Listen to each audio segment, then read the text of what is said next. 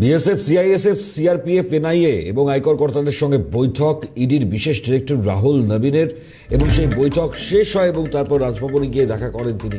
ইডির ওপর হামলার যে ঘটনা এবং সেই ঘটনায় নবান্নের রিপোর্ট তলব ইতিমধ্যেই করেছে কেন্দ্রীয় স্বরাষ্ট্র মন্ত্রক। ফলত সব মিলিয়ে আগামী সময় তাদের পদক্ষেপ কি হতে চলেছে সন্দেশকালীন গোটা ঘটনা নিয়ে, সেটা কিন্তু অবশ্যই দেখবার। এবং একইভাবে আপনারা জানেন যে এখনো পরও সন্দেশকালীর বেতাজ বাদশাহ তার কোনো রকম খোঁজ পাওয়া যায়নি। ফলত সেই জায়গায় দাঁড়িয়ে রাহুল নবীন ইতিমধ্যেই ডিরেক্টর তিনি বৈঠক সেরে ফেলেছেন। পরবর্তী কি পদক্ষেপ হতে পারে, সম্ভাবনা কি থাকবে, আরো বিস্তারিত জানাবেন মফিজুল আমাদের সঙ্গে এই মুহূর্তে সরাসরি রয়েছেন।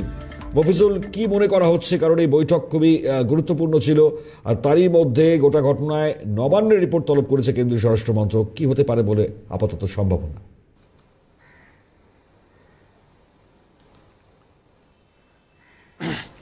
দেখো মণিভাই, একেবারেই তার কারণ হচ্ছে যে গতকালকে দুদফায় সিজিও কমপ্লেক্সে বেশ কয়েক ঘন্টা উপস্থিত ছিলেন ইডির ডিরেক্টর রাহুল নবীন। তিনি কিন্তু সেখানে শুধু যে ইডির অফিসারদের সঙ্গে বৈঠক করেছে এমন নয়, প্রথম পর্যায়ে সিআইএসএফ, সিআরপিএফ, এনআইএ এবং ইনকাম ট্যাক্সের আধিকারিক যারা রয়েছেন তাদের সঙ্গেও বৈঠক করেছেন।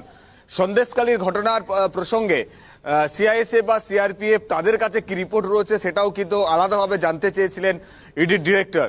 তাদের রিপোর্ট নিয়েও কিন্তু পর্যালোচনা করা হয়েছে যে ভবিষ্যতে এই ধরনের অভিযান চালাতে গিয়ে কেন্দ্রীয় নিরাপত্তা রক্ষীরাও যখন সুরক্ষিত হতে পারছে না, তখন কিভাবে যাদের সুরক্ষার জন্য তারা যাচ্ছেন তাদেরকে কিভাবে সুরক্ষিত করবে, এই পরিস্থিতিতে কি কি পদক্ষেপ নেওয়া উচিত, আর কি কি মেজারমেন্ট এই সমস্ত কেন্দ্রীয় নিরাপত্তা রক্ষীদের গ্রহণ করা উচিত, সেই বিষয়টি নিয়ে তাদের দীর্ঘক্ষণ আলোচনা হয়েছে।